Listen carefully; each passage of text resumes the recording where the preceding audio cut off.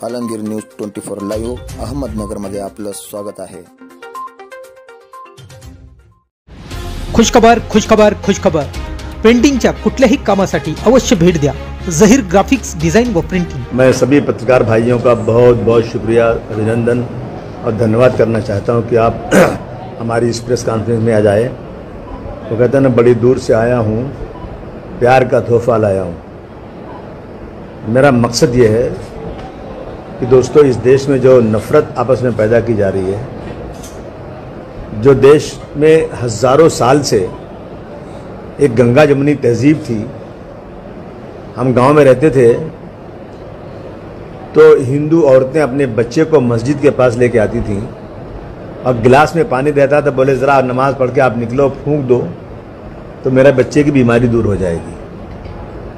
जब शादी ब्याह होता था तो हिंदू भाई भी मुस्लिम के घर में शादी रहती थी, अपने घर में आटा पिसवा के रखता था, लकड़ी रखता था, बिस्तर और खाट देता था, आपस में बहुत अच्छी भाईचारगी थी। परंतु 2014 के बाद हमारे मुल्क में एक बदनज़र लग गई है और आपस में लड़ाने की कोशिश हो रही है। सबसे पहले मेरा ये मकसद होगा कि मैं यहाँ के अपने लोग, जो मेरी कौम के लोग हैं, मुसलमान भाइयों से मैं कहने आया हूँ कि रसूल अल्लाह ने कहा है कि अगर तुम्हारा पड़ोसी भूखा है और तुमने भरपेट खाना खा लिया और अपने पड़ोसी को नहीं पूछा तो तुम मुसलमान नहीं हो। मुसलमान होने की ये भी शर्त है कि आप अपने पड़ोसी के साथ, वो चाहे किसी धर्म का हो, उसके साथ एक अच्छा व्यवहार करो। भाई एकदम यही, यहाँ तक उन्होंने कहा तो लोग डर गए कि ऐसा कहीं रसूलुल्लाह ने बोल दें कि पड़ोसी को प्रॉपर्टी में भी हिस्सा देना पड़ेगा। ये डर लोगों को लग गया ये बात सुन करके। तो मैं सबसे पहले शोलापुर और इस माध्यम से जहाँ तक मेरी आवाज़ जा रही है, मैं किसी से डर के नहीं, डरते तो सिर्फ अल्लाह से हम हैं। दुनिया में किससे क्यों डरेंगे हम? लेकिन जो अल्लाह का पैगाम है, रसूलुल्लाह का पैगाम है, वो मैं पूरे देश में आम करना चाहता हूँ। मैंने मुंबई में 50 से 60 मीटिंगें किया, बड़े बड़े लोगों को बुलाया और मैंने यही कहा है, पहले मैं अपने लोगों से कहता हूँ कि अगर आधी रात को भी किसी पड़ोसी हो, चाहे किसी ज़ात धर्म का हो, उसे खून की ज़रूरत पड़े तो कह देना यहाँ बहुत सारे हिंदू हैं, वो बगल में खड़े रहें, मुसलमान आके अपने बदन का खून देकर उस हिंदू की रक्षा करने का काम करेगा। यह हमें इस देश में करना ज़रूरी है। क्योंकि अभी देखा आपने, अभी कह रहे हैं कि अब जो पूरी दुनिया के जो इसके जेनोसाइड के नरसंहार, यानी जिसमें लाखों लोग मारे जाते हैं, उसके जो प्रेसिडेंट हैं वो कह रहे हैं कि भारतवर्ष जो है 8 कदम आगे जा चुका है और बहुत थोड़ी चीज़ें बाकी हैं। जो भारतवर्ष में हो रहा है उसका आगे जाके ये रिजल्ट होने वाला है कि लाखों लोगों का खून खराबा होगा, लाखों लोग मारे जाएंगे।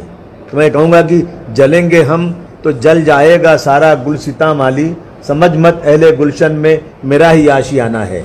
आग नहीं पहचानती किसी को कि हिंदू का घर है कि मुस्लिम का घर है। आग लगाने जाएंगे आप मुस्लिम के घर में, वो आग लपक के हिंदू के घर में जा सकती है। ये चीज़ें देश में ना होने पाए, ये हमें सबसे ज़रूरी है। हम 10 साल और इस मुल्क में एक वक्त खाना खाएंगे, एक वक्त भूखे रहेंगे, हमारे बच्चों को स्कूल में एडमिशन नहीं मिलेगा, हम सड़क पर खोंचा लगा के ज़िंदगी गुजार लेंगे। लेकिन सबसे पहले हम भारतवर्ष की जो पुरानी रीति है उसे हम बहाल करना चाहते हैं कि हम लोग इस देश में भाई भाई की तरह से रहें। दोस्तों, हम लोगों ने ये सरकार जो महाराष्ट्र में चल रही है इसको हमने सपोर्ट किया था। हालांकि मेरे सपोर्ट करने से न तो सरकार बचती न सरकार गिरती, लेकिन हमने सपोर्ट इसलिए किया था कि बीजेपी जैसी पार्टी सत्ता में आने ना पाए। लेकिन देखा आपने उद्धव जी ने क्या कहा। उद्धव जी ने पहले कहा था कि मैं 30 साल तक गलत लोगों के साथ था, अब मैं उसका प्रायश्चित करता हूँ, पश्चाताप करता हूँ और मैं अब जो है ना 30 साल तक सेक्युलर सरकार चलाऊंगा। चल रहा था, लेकिन एक दिन हाउस में उन्होंने कह दिया कि बाबरी मस्जिद को शहीद करने वाले मराठी लोग थे, शिव सैनिक थे। ये बोलने की क्या ज़रूरत है? हमारे जख्मों को हरा क्यों करते हैं? जो होना था हो गया, फैसला हो गया, बात खत्म हो गई। लेकिन आज एक होड़ लगी हुई थी देश के अंदर कि कौन बड़ा हिंदुत्ववादी है। ये इससे क्या नफरत बढ़ती है।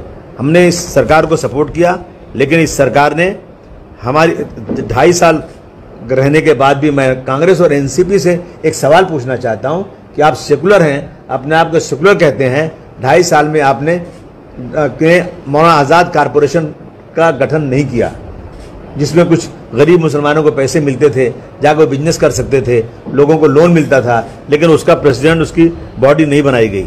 हज कमेटी महाराष्ट्र की है ही नहीं, बनाई नहीं। कितनी बार हमने बोला हज कमेटी बनाइए। उर्दू एक है और उर्दू इसी